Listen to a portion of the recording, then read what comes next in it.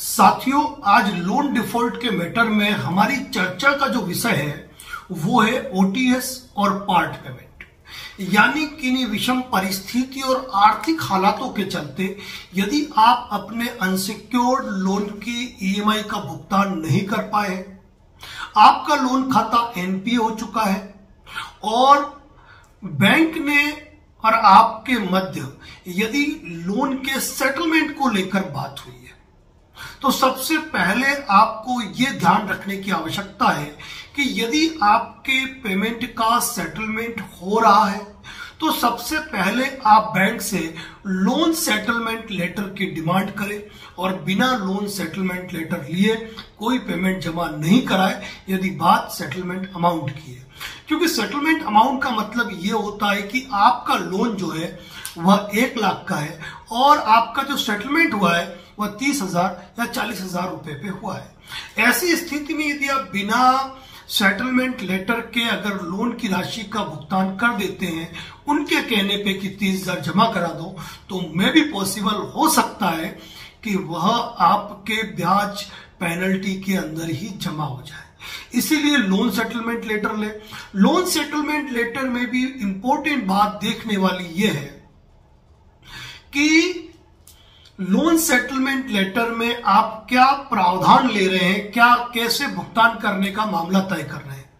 एक होता है ओटीएस यानी कि वन टाइम सेटलमेंट और एक होता है पार्ट पेमेंट में अलग अलग डेट को पेमेंट करना। अब मान लीजिए कि आपका सेटलमेंट 30,000 रुपए के अंदर हुआ, तो बेटर यही रहेगा कि आप ओटीएस का विकल्प चुने यानी कि one time settlement. One time settlement में क्या होता है कि निश्चित तारीख जो देते हैं कि भाई 31 तारीख तक आपका ये लेटर अप्रूव्ड है, इस तारीख तक आप जमा करा सकते हो, तो आप उस तारीख से पहले या उस तारीख को वह सेटलमेंट अमाउंट जमा करा दो, वन टाइम सेटलमेंट, आपका लोन क्लियर। लेकिन वहां पर यदि आपको 3 किस्तें या 2 किस्तों की बात की गई है कि 10,000 आपको प्रत्येक माह की 31 यानी कि महीने की अंतिम तारीख 31 में हम कंफ्यूज होंगे, कभी 31 आएगी, कभी 30 आएगी, फरवरी होगा, 28 आएगा। मान लीजिए 25 तारीख डिसाइड की, 25 जनवरी, 25 फरवरी, 25 मार्च। लेकिन ये डेट को आपको ये ध्यान रखना है कि 25 जनवरी से पहले आप जमा करा देते हो, ठीक है।